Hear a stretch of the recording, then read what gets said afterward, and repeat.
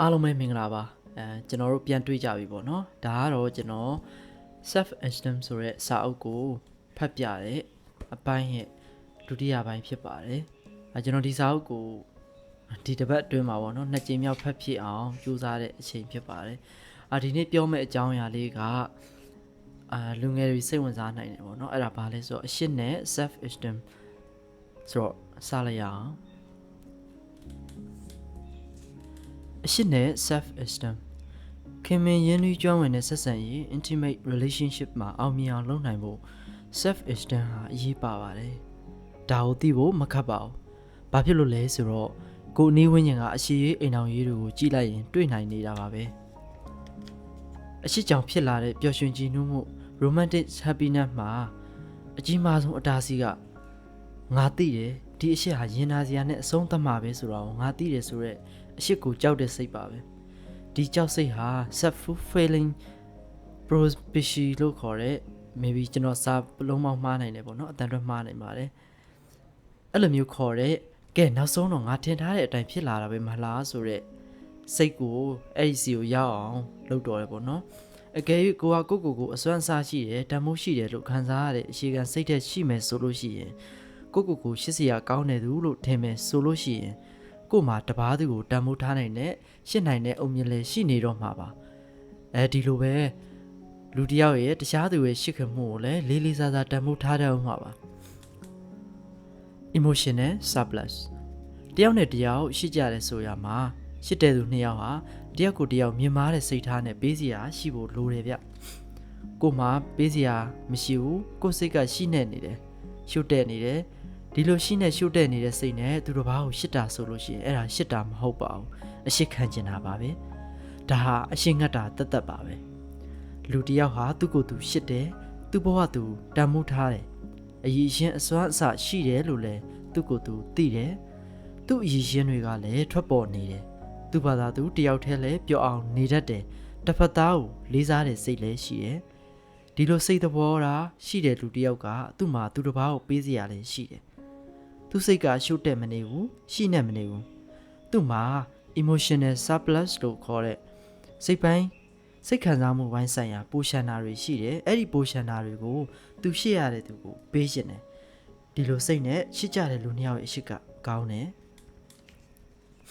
အဲ့ဒီလိုမဟုတ်ဘဲနဲ့ကိုလေးစားတဲ့စိတ်လည်းမရှိဘူးကိုငါဘာလို့လဲဆိုတာတော့ကိုဘာသာကိုမသိဘူးကိုဘာကိုတန်ဖိုးထားလဲဆိုတာလည်းမသိဘူးကိုဘယ်လိုလူဖြစ်ရှင်လဲဆိုတာလည်းမသိဘူးကိုအည်ရှင်အစွမ်းအစတွေပေါ်ထွက်ပါကိုအည်ရှင်အစွမ်းအစတွေထွက်ပေါ်အောင်လည်းမလုပ်ဘူးဒီလိုဆိုရင်တော့ဒီလိုလူဟာစိတ်ပိုင်းဆိုင်ရာမွေးတည်နေတဲ့သူပါပဲသူမှာမျှဝေပေးစရာအပိုရှိမှာမဟုတ်ဘူးဗျကိုရဲ့ရှုပ်တဲ့နေတဲ့စိတ်ငတ်မွတ်နေတဲ့စိတ်ကိုအာသာပြေအောင်လှုပ်ရှင်တာပဲရှိမယ်အဲ့ဒီလိုစိတ်ပိုင်းဆိုင်ရာမွဲတည်နေမယ်ဆိုရင်ဒီလိုလူဟာသူတစ်ပါးကိုအသုံးချဖို့ပဲကြည်နေတော့မှာပါငါအတွက်အကျိုးရှိမှလားမရှိဘူးလားဆိုတာပဲတွေ့တော့မှာတစ်ဖက်သားဟာငါ့ကိုခံစားမှုကောင်းကောင်းလေးပေးမှလားငါအကောင်းမြင်အောင်လုပ်ပေးမှလားလို့ပဲတွေးတော့မှာတစ်ဖက်လူကငါအကျဉ်းနဲ့အားရခြင်းစိတ်ကိုအကောင့်ထဲပေါ်ဖို့သားကောင်မဲလို့သဘောထားနေမိတော့မှာပါပဲဒါကြောင့်ပဲတော်တော်များများဆက်ဆံရေးတွေမှာမလှမပပြီးဆုံးသွားကြရတယ်ပေါ့ဗျာတယောက်ကိုတယောက်မုန်းတီးကြတယ်အပြစ်တင်ကြအဆက်ခွဲကြစော်ကားကြတယ်ဒါဟာတယောက်ကိုတယောက်နှစ်ကာဆွဲဆွဲလန်းလန်းရှိတဲ့ romantic life ရဲ့ရှုံးရင်းချက်ကြောင့်မဟုတ်ပါဘူး self esteem ဉာဏ်ဖြင်းခြင်းရဲ့အကျိုးဆက်ကြောင့်ပါပဲဒီနေရာမှာကျွန်တော်စကားတစ်ခုဖြတ်ပြောချင်တယ်ပေါ့နော်ဘာလဲဆိုတော့ခုခင်မှာဆိုလို့ရှိရင်ပို့ပြီးတော့တောင်တွေ့ရတယ်ပေါ့နော်လူတယောက်ကတယောက်နဲ့တယောက်ပလိန်ကြတယ်ရှစ်တယ်လို့ညီတို့ပင်ဆိုစီကမူကျွန်တော်တို့ကအဲ့ဒီအရှစ်တွေမှာကျွန်တော်တို့ကရယူလိုစိတ်တရားလွှဲရင်တယောက်နဲ့တယောက်ရှင်းရှင်းမြတ်တာကိုကောင်းကောင်းမခံစားမိကြတာများတယ်ဗျအဲ့ဒါဘာလို့လဲဆိုတော့ခုနပြောတဲ့ကိုရှစ်တတ်မှုကိုလေးစားမှုဆိုတဲ့ဟာမျိုးပျောက်နေလို့ပါပဲလူတယောက်ဟာတကယ်တော့တခြားသူတယောက်ကိုရှစ်တယ်ဆိုတဲ့ကိစ္စမှာတခြားသူတယောက်ရဲ့တခြားသူတယောက်စီရတဲ့တခြားကိစ္စတွေကိုလိုချင်လို့ရှစ်တာမျိုးမဟုတ်ဘဲနဲ့တခြားသူတယောက်နဲ့အတူရှိနေပြီးတော့ကောင်းကျိုးတွေကောင်းနိုးရာတွေကိုလက်တွေဖြတ်တန်းလိုတဲ့စိတ်တစ်ခုနဲ့ရှစ်တာမျိုးကပို့အဆင်ပြေပါတယ်ကျွန်တော်ပြောတာက တူတလူလူရှိပေမဲ့မတူဘူးပေါ့နော်ဒါကိုခုနလိုပဲ selfless ရှိတယ်လူကိုရှစ်တတ်တဲ့သူကိုတန်ဖိုးထားတဲ့သူစီဆိုရင်ဒီအချက်လက်ကိုကောင်းကောင်းနားလည်လိမ့်မယ်ပေါ့နော်နောက်တစ်ခုက inner security တင့်ကိုယ်တည်းမရှိဖဲနဲ့တခြားသူတွေကိုမရှိနိုင်ဘူး if you do not love yourself you will be unable to love others တင့်ကိုယ်တည်းရှစ်စရာကောင်းတဲ့သူလို့မထင်မဲနဲ့တခြားတစ်ယောက်ကတင့်ကိုရှစ်တယ်ဆိုတာတင်ယုံနိုင်မှာမဟုတ်ပါဘူးကိုလက်မခံနိုင်တဲ့လူဟာကိုရှစ်လာတဲ့အရှိကိုဘယ်လိုလက်ခံမှာတော့ရှစ်ဖို့တော့ကြိုးစားတယ်ဒါပေမဲ့ကိုအတွင်းမှာလုံခြုံတဲ့စိတ် inner security မရှိဘူးမသိစိတ်ထဲမှာကြောက်နေတယ်ရှစ်လိုကတော့တေချာပေါက်ငါကတော့နာကျင်ရမှာပဲကြံရင်ဖြစ်မှာပဲလို့တွေးတယ်အဲ့ဒီတော့ကိုဘာသာမသိလိုက်ဖဲနဲ့ကိုထားခဲ့မဲ့သူကိုတကယ်မရှိတဲ့သူကိုပဲရွေးချယ်မိပြန်တယ်အဲ့လိုမဟုတ်ပြန်ရင်လေကိုကပြန်ပြီးတော့ပြဿနာရှာတယ်စိတ်ကောက်တက်တယ်တိတ်ခါကိုထိပါတယ်ဆွဆွဲသမုတ်တယ်ဂရိတွေအထက်ထက်တောင်းတယ်ပိုင်စိုးပိုင်နေတွေလှုပ်တယ်ဘာမှမဟုတ်တဲ့အသေးမွှားလေးတွေနဲ့ပြတ်သက်ကြီးမီးလာအောင်လှုပ်လိုက်တယ်စစ်ပေါက်လေးတွေကစလွှမ်းမိုးထားခြင်းနဲ့ရိုးကင်ထားတယ်ကိုရှိသူကထားမသွားခင်ကိုကအရင်ထားခဲ့ခံရမယ်လို့နီလန်းတွေကိုလည်းမိခွက်ထွန်းရှာမိပြန်တယ်လူတစ်ယောက်ရှိတယ်နာမည်ကကိုကျော်စွာသူကမြို့သမီးတစ်ယောက်နဲ့ရှစ်ခင်ဆုံမှတ်တယ်ပြီးတော့လက်ထပ်လိုက်တယ်ပေါ့နော်အိမ်အောင်ကြပြီးတော့အမျိုးသမီးကသူ့ကိုဘလို့ပဲပြုစုဘလို့ပဲယူရသူ့အတွက်ကခဏပဲစိတ်ตายရတယ်ခဏပဲစိတ်ตายရတယ်ပေါ့နော်ဒါကိုအမျိုးသမီးကလည်းသိနေတော့ဇနီးမယားတယောက်အနေနဲ့အစွမ်းကုန်တဲ့အထိလိုက်ရောတယ်ငါနင်းကိုသိရှိပါတယ်ဆိုတာလေခဏဝန်ခံတယ်ပါဇက်ကလည်းထုတ်ပြောတယ်ဇနီးဖြစ်သူကဒီလောက်တောင်ကောင်းနေတော့လေသူကလည်းတကယ်တော့ငါလွန်တာပါလားဆိုတာသိတယ်သိလဲခဏပဲစိတ်ကျဉ်တတ်တယ်မကြခင်တခြားအမျိုးသမီးတွေနဲ့ဖောက်ပြန်တာတို့ဘာလို့ဖြစ်တယ်ပေါ့နော်ဒီလိုနဲ့တယောက်ပြီးတယောက်တဇလန်းပြီးတဇလန်းအဲ့လိုမျိုးခုထိတဝဲလေဖြစ်နေတော့မှာပဲငါ့ကိုအသင်းဝင်မှန်အဖြစ်လက်ခံတဲ့ဘယ်အသင်းအဖွဲ့နဲ့မှအဆက်အသွယ်မလုပ်တော့ဘူးဆိုတဲ့ဟာတာတစ်ခုတွေကလူလိုပဲသူ့ကိုလက်ခံတဲ့ဘယ်မိမအောင်မှသူကအဖက်မလုပ်တော့ဘူးငါ့ကိုရှစ်တာအဲ့ဒါမင်းညံ့ဖြင်းလို့အသုံးမကျလို့ပဲတွေးတယ်ပေါ့နော်ငါ့ကိုရှစ်တယ်ဆိုတာမင်းကလုံလောက်အောင်တော်တဲ့ကောင်းတဲ့သူ good enough မဟုတ်သေးလို့ပဲဒါဟာ low self esteem ရှိတဲ့သူတွေလှုပ်ထရှစ်တဲ့အရှိအိမ်တော်ကြီးဘဝပေါ့နော်ဆိုလိုချင်တာကကျွန်တော်တို့ကခုနလိုမျိုးစိတ်လုံခြုံမှုမရှိတဲ့သူပြီးတော့ကိုလေးစားမှုအပြည့်အဝမရှိတဲ့သူဆိုလို့ရှိရင်ကိုအမြဲတမ်းဗီလိန်နေရာမှာထားနေတတ်တယ်ကိုသဘောကျတယ်လူကိုတကယ်ကောင်းပေးတဲ့လူတွေဆိုလို့ရှိရင်အသုံးမကျဘူးလို့မသိစိတ်ကဆွဆွဲနေတတ်တာမျိုးပေါ့နော်အဲ့လိုမျိုးရှိတယ်ပေါ့ပြီးတော့နောက်တစ်ယောက်ကမျိုးသမီးတစ်ယောက်ပေါ့နော်သူကသူ့ကိုယ်သူပျော်ရွှင်မှုမထိုက်တန်ဘူးလို့ခံစားရတယ်ဒါမိတ်ကလေးတွေကောင်းဖတ်တဲ့နေရာလို့ထင်တယ်ပေါ့နော်သူ့ဘဝဟာမပြောရတဲ့ဘဝပဲလို့မြင်ထားတယ်သူမိဘတွေကလည်းတိတ်တော့မပြောတတ်ဘူးသူပျော်ရွှင်နေပြီရွှင်ပြနေပြီဆိုရင်သူ့အဖေအတွက်အဲ့ဒါဟာမြင်ပြင်းကက်စရာအမြင်ကက်စရာကောင်းနေပြန်တယ်ပေါ့နော်ဘာဖြစ်လို့ပျော်နေရနေရတာတော့တီကြီးမနေဘူးစသဖြင့်ပေါ့နော်ပျော်နေတာကိုအမားတစ်ခုလုံးမိတယ်လို့မျိုးမိဘတွေကလည်းပြောတယ်ဆွဲတတ်တယ်ပေါ့အထူးသဖြင့်အခုခေတ်မှာတော့မှာပဲမိန်းကလေးတွေကြုံတဲ့ကိစ္စလိုမျိုးဖြစ်နိုင်တယ်ပေါ့နော်တချိန်မှာသူ့ဘဝမှာသူ့ကိုတကယ်ရှစ်တဲ့သူနဲ့တွေ့လာတယ်ပေါ့နော်အဲ့ဒီယောက်ျားသူ့ကိုမျက်နှုံရှစ်တယ်အထင်လဲကြီးတယ်သူ့ကိုလည်းအများကြီးနားလဲပေးနိုင်တယ်ပေါ့နော်ရင်ကြီးလေးစားစားလဲပြောရဲဆိုတတ်တယ်ပညာလဲတတ်တယ်သူ့ကိုရှစ်ခွင့်ပန်တော့လေသူကလည်းလက်ခံလိုက်တယ်ဒီရှစ်သူဘဝလေးကိုသူအမတန်ပြောတယ်တိတ်မကြပါဘူးသူစိတ်အခန်းကစကားစပြောလာတယ်ဒါဘာစပြောရလဲဆိုတော့ကျွန်တော်ဒီ inner ပေါ့နော် inner mind က inner insecure ဖြစ်တာပေါ့ insecurity ဖြစ်တဲ့အရှိအနေတွေကပြန်ထလာတယ်ပေါ့နော်ရှစ်သူနဲ့ဒီဆက်ဆံရေးကသူ့အတွက်ပြောရတယ်ဆိုရင်အဲ့ဒါကိုသူမခံစားထိုက်ဘူးသူဒီဟာကိုမထိုက်တန်ဘူးလို့သူခံစားနေရတာပေါ့နော်ဒီပျော်ရွှင်မှုကိုသူမရထိုက်ဘူးလို့ခံစားလာတယ်ပျော်တယ်ဆိုတာသူ့အတွက်မဟုတ်ဘူးလို့တွေးတယ်ပေါ့နော်ဒီလိုနဲ့သူကချစ်တဲ့လူကိုအတွေ့မခံတော့ဘူးเนาะသူ့ကောင်လေးကိုအတွေ့မခံတော့ဘူးသူ့ကောင်လေးနဲ့ပျော်ရတဲ့ပျော်ရွှင်မှုကိုလည်းလက်လွတ်ခံလိုက်တယ်ပေါ့နော်ဆုံးရှုံးခံလိုက်တယ်နောက်တော့သူကဘလို့တောင်တွေးလဲဆိုတော့တဲ့ ဒီပျော်ရွှင်မှုဟာသူ့ကိုယ်သူမြင်တဲ့အမြင် self image ပေါ့နော်သူ့ကိုယ်သူမြင်နေတဲ့သူ့ပုံစံဟိုကဖြည့်ဆည်းပြတယ်လို့သူကတွေးတယ်ပေါ့နော်ဒီဟာငါရဲ့တကယ်ကောင်းနေတဲ့ပုံစံကိုဖြည့်ဆည်းတာငါရဲ့ဘဝကြီးကပုံမှန်ရှိနေတာကိုဒီကောင်လေးကလာဖြည့်ဆည်းတာဆိုပြီးအဲ့လိုမျိုးပေါ့နော်သူ့ကိုအပျော်ပါးတွေနဲ့လာပြီးမြူဆွဲတယ်လို့ခံစားနေရတဲ့စိတ်လိုမျိုးပေါ့နော်ဒီလိုစိတ်ချမ်းသာနေတာဒီလိုပျော်နေတာသူ့ကိုတောကရောက်စေတယ်ပေါ့နော်ဒီလိုတောကဖြစ်ရတာသူအစစ်မှန်ဆိုတာဘလို့လူပါဆိုရဲ real me နဲ့မကိုက်ညှိလို့တာပဲဖြစ်ရမယ်သူ့ရဲ့တောကကိုတတ်တာအောင်လုပ်ရမယ်တတ်တာဖို့ဆိုရင်မပျော်တာပဲကောင်းမယ်သူကဓာရီနဲ့မထိုက်တန်ဘူးသူ့ရဲ့ဒီမတိစိတ်ကဒီလိုတွေးတယ်ပေါ့နော်ဒီမတိစိတ်ကပြောနေတယ်ငါပျော်လို့မဖြစ်ဘူးငါပျော်နေတာဟာမဖြစ်တင်တာကြီးဖြစ်နေတာပျော်နေတဲ့ငါမဟုတ်ဘူးဆိုတဲ့စိတ်ကြောင့်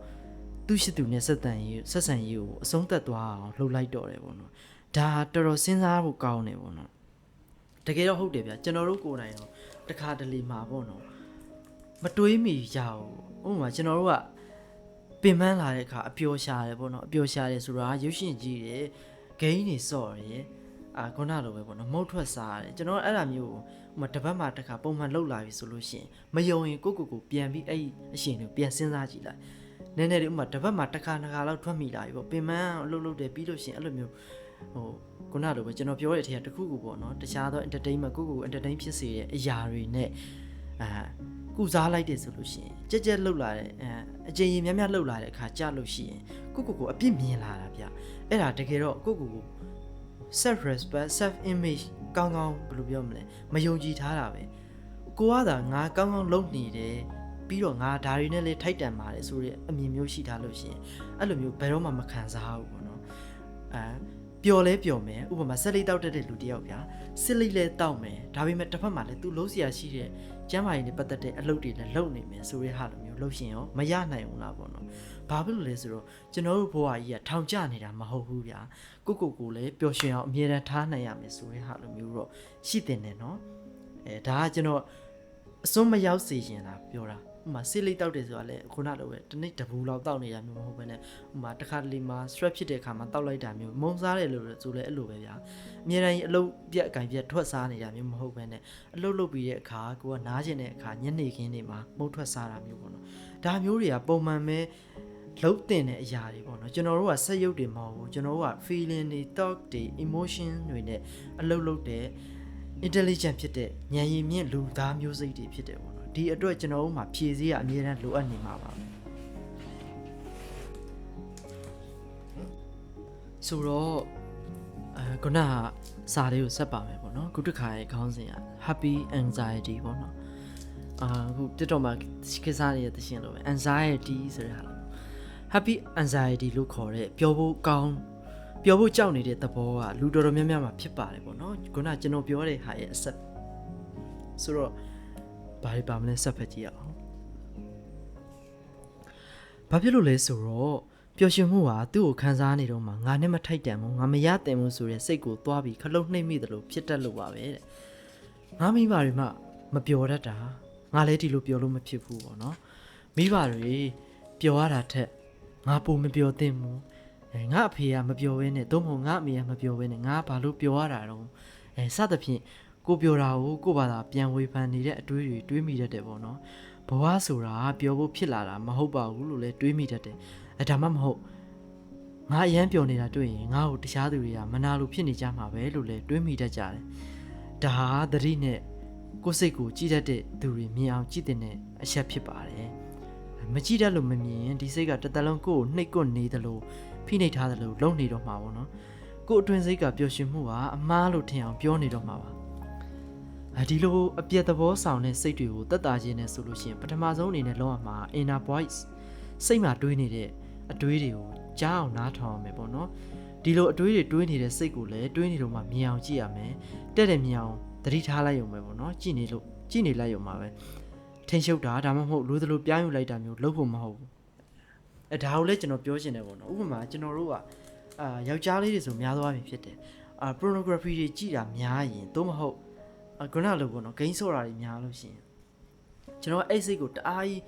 pressure နဲ့ပေါ့နော်အဲ့လိုမျိုးကြီးရက်တန့်ပြရှင်တဲ့စိတ်အများကြီးစူးစမ်းကြတယ်ဥပမာကျွန်တော်ကဒီတစ်ပတ်လုံးငါဒီဟာမလုပ်တော့ဘူးသို့မဟုတ်ဒီတစ်လားလုံးငါဒီဟာမလုပ်တော့ဘူးဆိုတဲ့စိတ်ကိုတင်းထားတယ်ပေါ့နော်မဂိမ်းတစ်လားလုံးမစော့တော့ဘူးဖြတ်လိုက်တယ်ဂိမ်းတစ်ပတ်လုံးမစော့တော့ဘူးဖြတ်လိုက်တယ်ဆိုတာအဲ့လိုမျိုး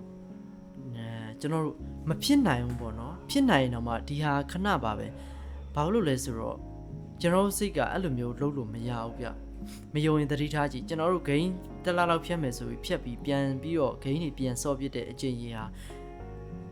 ာယာကနန်းနဲ့တောင်ရှိနိုင်တယ်လို့ပြောလို့ရတယ်ပေါ့နော်တကယ်ဂိမ်းစော့နေတဲ့သူတွေဆိုလို့ရှိရင်အဲ့လိုမှမဟုတ်ဘဲနဲ့ pornography တွေဖြတ်မယ်လို့ပြောခဲ့တဲ့အကျင့်ကြီးရောခင်ဗျားတို့ရဲ့ဘဝမှာဘယ်လောက်များခဲ့ပြီလဲပေါ့နော်ပြန်ပြီးရည်တွက်ကြည့်မယ်ဆိုလို့ရှိရင်တော်တော်များနေပြီပေါ့နော်ဆိုတော့ဒါကကျွန်တော်ပြောတဲ့ဟာကိုမှန်တယ်ဆိုပြီးတစ်ဖက်ကထောက်ပြနေတဲ့သဘောပါပဲဖြတ်တောက်လို့မရပါဘူးကျွန်တော်တို့ကအကျဉ်းကြီးကိုရှော့ချလို့ပဲရတယ်ပေါ့နော်ဥပမာဒီလိုဖြစ်တဲ့အချိန်မှာဒါကိုလှုပ်လိုက်တာဟာပြဿနာမဟုတ်ပါဘူးဒါကိုကိုယ့်ရဲ့စိတ်အရှင်ကြီးသို့မဟုတ်ခန္ဓာကိုယ်အရှင်ကြီးက require လောက်လာတဲ့အချိန်မှာဒါကိုဂိမ်းစော့လိုက်တာခုနလိုပဲတခုကိုဖြည့်ဆည်းလိုက်တာဟာပြဿနာအပြစ်မဟုတ်ပါဘူးဒီဟာကိုအကျဉ်းကြီးအများကြီးလုပ်ပြီးတစ်ဖက်မှာအကျိုးမရှိတဲ့အရာတွေစတိုက်လုပ်နေမြင်တာကျွန်တော်တို့ကပြဿနာဖြစ်ပါမယ်ဥပမာပြောရမယ်ဆိုလို့ရှိရင်အယက်သမားတစ်ယောက်ဟာညနေတိုင်းမှာသူကအယက်တောက်တယ်အယက်သမား2ယောက်ရှိမယ်ပေါ့နော်တယောက်ကတော့ညနေတိုင်းမှာပုံမှန်အယက်တောက်လို့ရှိပေမဲ့လို့မနက်မိုးလင်းတိုင်းမှာသူလှုပ်เสียရှိတယ်အလုပ်တွေကိုပုံမှန်လုပ်တယ်သူ့ရဲ့အလုပ်တွေဟာ work done ဖြစ်နေတယ်နေ့စဉ်တိုင်းမှာအလုပ်တွေပြီးမြောက်အောင်လုပ်နိုင်တယ်မိသားစုရဲ့တာဝန်လည်းကြည်နေတယ်ဆိုရင်ဒီလူအယက်နေ့စဉ်တောက်တာဟာသူ့အတွက် entertainment တစ်ခုသာပဲဖြစ်ပါတယ်အဲ့လိုမဟုတ်ဘဲနဲ့အဲ့ဒီလူတယောက်ဟာအရက်နေ့စဉ်တောက်တယ်ပြီးတော့သူ့ကိုယ်သူလည်းအပြစ်မြင်နေတယ်ငါအရက်ဖြတ်မှရမယ်ငါအရက်ဖြတ်မှရမယ်ဒီလိုတွေးပြီးတော့အလုပ်လည်းဖြစ်မနေဘူးဆိုလို့ရှိရင်အရက်ဖြတ်မှရမယ်ဆိုပြီးတစ်ချိန်လုံးနောင်တရပြီးပြောနေတဲ့သူလည်းစလို့ရှိရင်အလုပ်ကိုပုံမှန်ပြီးအောင်လုပ်ပြီးတော့အရက်နေ့စဉ်သူ့ကိုယ်သူပုံမှန်အနေထားလေးနဲ့နေ့စဉ်တောက်ဖြစ်နေတဲ့ entertain လုပ်နေတဲ့သူကခုနလူထက်ပိုပြီးတာတယ်လို့ပြောလို့ရပါမယ်ဒါကကျွန်တော်ပြောချင်တဲ့အရာပေါ့နော်။ Okay ဆိုတော့စိတ်ကိုတဲ့ကြည့်လို့မြင်ရင်ဘာဖြစ်မလဲ။စိတ်မှာတတ္တိတစ်မျိုးရှိလာတယ်ဗျ။ကိုဖြတ်လို့ဖြတ်စီလုပ်နေတဲ့စိတ်ရဲ့သဘောတဘာဝကိုမြင်အောင်ကြည့်လို့ရရင်ဒီစိတ်ကလွှမ်းမိုးလို့မရတော့ဘူး။သိနေတဲ့တတိယထိမ့်ညှိပေးတယ်။ကြောက်စိတ်ကိုကြည့်ရင်ကြောက်စိတ်တွေယော့လာတယ်။စိတ်မချမ်းမသာဖြစ်နေတဲ့စိတ်ကိုကြည့်နိုင်ရင်စိတ်မချမ်းမသာဖြစ်တာတက်တာလာတယ်။နောက်ဆုံးကြောက်တာစိုးရင်တာတောကဖြစ်တာစတဲ့စိတ်တွေကိုဖြစ်ရှင်တိုင်းဖြစ်တိုင်းမှာပေါ့နော်ဒီမြင်အောင်ကြည့်ပေုံနဲ့ဒီစိတ်ရဲ့ပြင်းထန်အားယော့လာတယ်တက်တာလာတယ်လုံးလုံးကြီးပျောက်သွားတာတော့ဖြစ်ရှင်မှဖြစ်မယ်ဆက်ပြီးတော့ရှိနေလေဦးမယ်ရှိနေရင်တော့ဒီစိတ်တွေကရှုပ်ကင်ထားတာမခံရတော့လုံးလုံးကြီးပျောက်သွားဖို့လဲတကယ်တော့မဖြစ်နိုင်ပါဘူးပေါ့နော်ခုနကျွန်တော်ပြောသလိုပဲလိုလဲမလိုအပ်ဘူးပေါ့နော်တတိကောင်းကောင်းနဲ့ကြည်နေနိုင်ဖို့ကပို့လို့ကြည်နေနိုင်ဖို့လိုတယ်ပေါ့နော်ပြီးတော့ပိုနေတာလေးလည်းရော့သွားမယ်ဒါဆိုရင်တော်တော်အဆင်ပြေသွားပါပြီကိုယ်စိတ်ကိုကြည်နိုင်မြင်နိုင်လာတဲ့အတွက်စိတ်ကနည်းနည်းလွတ်လပ်လာတယ်ကိုယ့်ဘာသာလည်းကြည်နေနေတယ်အရင်လောက်ကိုယ့်ကိုယ်အပြစ်မြင်တဲ့စိတ်တွေမဖြစ်တော့ဘူးတတိကြောင့်အကျိုးမှန်အကြောင်းမှန်ဒီပိုလည်းမြင်နိုင်လာတယ်စိတ်ညှိုးငယ်တာတွေလည်းဖြစ်မနေတော့ဘူးစိတ်ကလည်းပို့ပြီးတော့ကောင်းလာတယ်အရှင်နေစင်ပြေလာတယ်ပေါ့နော်ကိုယ့်ကိုယ်ရှစ်တက်လာတယ်ကိုယ့်ကိုယ်အပြစ်မြင်တာတွေရော့လာတယ်ဒါကြောင့်အဲ့လိုစိတ်ကြောင့်ကိုယ့်ကိုယ်ဒီတန်ဖိုးထားမှု self esteem လည်းမြင့်တက်လာတာပေါ့နော်ကဲဆိုတော့ဒီနေ့အတွက်ကျွန်တော်ဖတ်ပြခဲ့တဲ့ self esteem ရဲ့ဒုတိယပိုင်းဒီရှင်းမေတ္တာနဲ့ကိုယ့်ကိုယ်တန်ဖိုးထားမှုအကြောင်းတွေကိုဖတ်ပြတဲ့ဟာလေးရတော့ဒီမှာပဲပြီးဆုံးပါပြီအရန်ရှည်တဲ့အခါကြလို့ရှိရင်နားထောင်ရတဲ့လူတွေညင်းငွေမှာစိုးတဲ့အတွက်ပေါ့နော်ခုနလိုပဲကျွန်တော်ဥပမာလေးတွေထည့်ပြီးပြောရခြင်းဖြစ်ပါတယ်ဆိုတော့ဒီနေ့အတွက်ကတော့ဒီလောက်ပါပဲအားလုံးခုနားထောင်ပြီးတဲ့အထက်ကနေပြီးတော့ကိုဘဝမှာပြန်ပြီးတော့ဆွဲယူအသုံးပြုလို့ရတဲ့အကြောင်းအရာလေးရရှိသွားလိမ့်မယ်လို့မျှော်လင့်ပါတယ်ဆိုတော့အားလုံးပဲ good night ပါကျွန်တော်ဒီထက်ပိုပြီးအပတ်တိုင်းမှာပေါ့နော်အပုတ်ရည်များထွက်အောင်အားစိုက်ပေးပါမယ်ဆိုတော့ကျေးဇူးတင်ပါတယ် I'm Otis good night အားလုံးပဲကောင်းသောညလေးဖြစ်ပါစေကျွန်တော်ဒါကိုနေ့တိုင်းည9:00 10:00ဝန်းကျင်မှာပေါ့နော်တင်ပေးမှာဖြစ်ပါတယ်ဆိုတော့ good night ပါအိမ်မက်လာမှတ်ပါစေ